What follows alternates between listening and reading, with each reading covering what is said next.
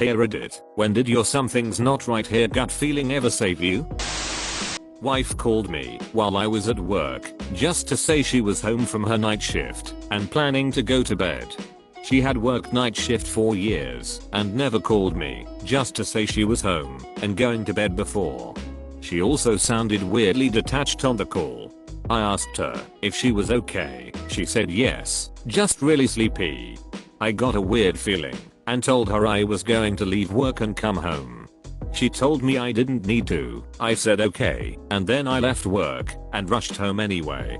Found a suicide note taped to the garage door. I got to her in time, rushed her to the ER, and got her the help she needed. A week of inpatient psych, followed by changes to medications and doctors. This was about 5 months ago, and she is so much better now. Damn. Give your wife a hug from me. It fucking sucks to feel that way. So glad you were able to help her. I used to just drive around country roads when I would feel stressed out or sad as a way to just get away and listen to music.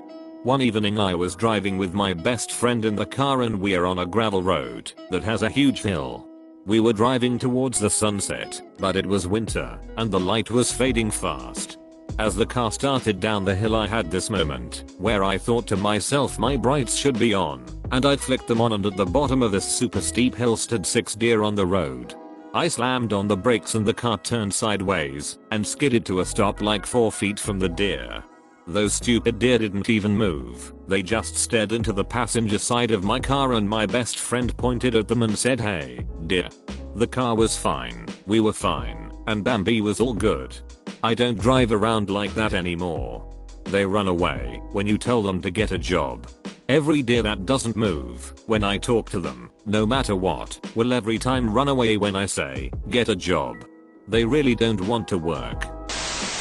My mom and her entire family were saved from dying from carbon monoxide poisoning by her dad. He left for work, got a weird feeling, and drove back home. Everyone in the house was unconscious, and he had to drag or carry them all outside one by one. They all survived. That is terrifying. How do you even decide who to carry first? I'm glad her dad was there at the right time. I imagine the lightest people first, since most drugs have less effect on heavier people. It works out to children, then women over men. My sister since she was about 5 was always obsessed with tsunamis and would always ask my dad every night before she went to sleep if there would be a tsunami that night. We lived on a beach. About 5 years later, when our family was holidaying in Samoa, an earthquake struck at about 6 AM. It was only a dull low rumble, but went on for over a minute. Everyone at the resort woke up and went outside for a few minutes, then went back to bed. My sister, having been obsessed with tsunamis, ran down to look at the water and noticed the sea going out and saved a lot of lives, including my own. There was about a minute from her noticing till the tsunami hit. Luckily for us there was a cliff right behind the resort. If not, a lot more people would have been killed. So something like a gut feeling 5 years in the making. I read a story here on Reddit a long time ago about how a girl had run outside the hotel she was staying at and alerted people to an oncoming tsunami. I wonder if it's your sister. Not me, but my science teacher. When she was a teenager she was standing near some lights at a pedestrian crossing with her and her friend. Very chill, but out of nowhere she had this gut feeling that both of them had to move. They moved just a couple meters away, and the next moment a car had hit another car and had hit one of the street electricity utility poles, and it had fell and exploded. Minor explosion enough distance away that it didn't hurt the girls exactly where they were. One of the wires had also snapped and hit it exactly where they were standing as well. They basically were in a scene of car wreckage and snapped wires and electricity explosions and the pole collapse. Just real insane. If the pole had missed them, the wire would have hit them, and if not, then most likely the cars. That gut feeling of moving away saved both of them. I remember this story so clearly from high school science class because it was such a WTF. Pity I only paid attention to these things and not actually science. That sounds like something from Final Destination. Holy shit. I learned this 6.3 months ago that is something from Final Destination. I went to hospital with shortness of breath and my heart racing. They did a chest x-ray, blood test for blood clots, ECG, and a few other tests, but all came back normal. After observing me overnight, everything still looked good. Oxygen saturation was perfect, my heart rate was still a bit elevated but nothing too crazy, and it seemed that it was likely leftover symptoms from a bad virus that I'd had a week or so earlier. The ear doctor asks me how I would feel if they sent me home, and I just had a bad feeling about it all. I told him as such, and that I had no real basis for it, except that I just felt off about it. He said fair enough, let's try one more test, and if that comes back negative then we'll send you up to general medicine and see if they can track something down. The test was a VQ scan that found, despite all other tests showing no results for blood clots, I actually had a whole bunch of them in both lungs. I ended up with a diagnosis of unprovoked bilateral pulmonary embolisms, and I'm on blood thinners for life. Super grateful both for the bad feeling and the ear doctor who was willing to listen to it. EMT here. I was taught, if the patient tells you they think something is wrong, or they think they are going to die, you need to listen to them. Same for nurses. There is a legit nursing diagnosis called sense of impending doom that is in reference to this feeling. Someone can't explain what is wrong, and there's nothing obvious, but we need to take it seriously. The body somehow feels something wrong when the brain can't find the words. I found this to be very common with pulmonary emboli, heart attacks, and strokes. The body is so weird. Yes. That's the phrase I was thinking of. I'm not a medical professional, but I have taken first aid many times, and this is always referenced for people who may be having a heart attack. And when my grandmother had a heart attack, my mom described her acting like that. Back when I was starting out as an EMT, I was told that a heart attack is a visual diagnosis, which kind of confused me. We ran a lot of calls responding to cardiac problems, but what I learned pretty quickly is that my supervisors were right. If you notice the sheer panic in a patient's face and the defensive posture they go into, in 90% of times you will know that shit is hitting the fan right now. I was learning violin when I was about 10 from an instructor at my local music shop. I got the weirdest feeling from him, even though he didn't do anything out of the ordinary. I wanted to vomit every time I looked at him, especially his hands. After 4 lessons I told my parents that I had a terrible feeling about him, and I never wanted to go back.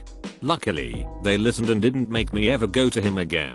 A few years later he was arrested for molesting multiple of his students. I have no idea how I knew something was off. He never did or said anything, but I just felt it. I'm just glad your parents listened.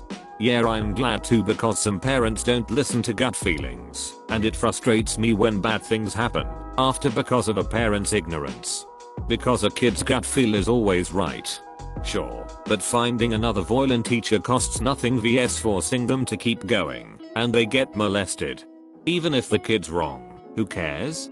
You've shown them that you value their opinions. I'm not specifically talking about this example.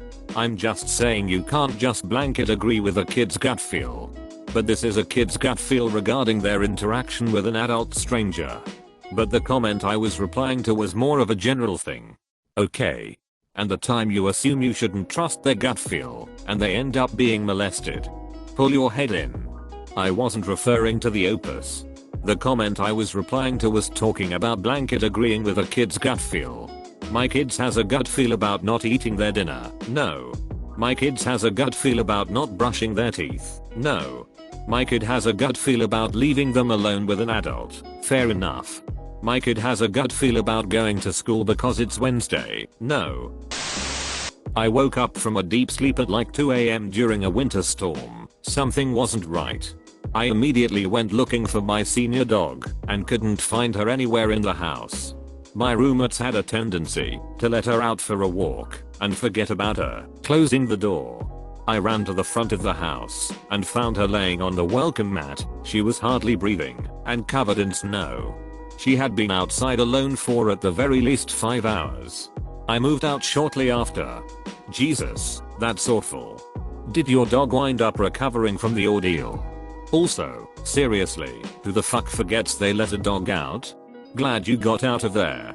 She was better after an hour or two. I forfeit my sleep and warmed her up slowly and gave her plenty of munchy food when she was back up to snuff. Her and I were very lucky she wasn't out there much longer. Oh, I'm so glad she wound up being okay. Thanks for the update. I've got a soft spot for animals. When I was about 10 years old, I was going to the beach with my older sister, her friends and their parents. They had a van that was open in the back. Think white creepy van, no seats. The other friends of my sister's friends took turns sitting on the father's lap when he asked if they wanted to steer the van. He then asked me, and my gut said no. This man is creepy as fuck. The look in his eyes sent shivers down my spine. Once we got to the beach, I forgot all about creepy guy and focused on fun. Fast forward several months later, my sister's friends asked if my sister wanted to sleep over. She refused and my mom and I were baffled as to why she didn't want to go. We kept encouraging her to. Soon she broke down in tears and told us that one night their father had molested her. The van incident and feelings came flying back to me. I wish I had not forgotten my gut feeling and shared it with my mother and sister before anything happened to my sister. Sometimes I still feel guilty over it. That was over 30 years ago. I don't remember what happened to the guy. I just remember a state vehicle at my house a lot afterwards. No one ever talked about it again, and I never asked. I want you to know it's not your fault. Thank you. No. Really. It's not your fault. It is hard sometimes knowing that this incident has lasting mental effects on her. I do need to be reminded sometimes, and I thank you. A silver for your kindness. My eldest daughter sometimes goes down this path in her head, so it's rather familiar to me. If you ever need to be reminded again, anytime, I'm here for you. Late to the party, but I just wanted to tell you that you are a good person.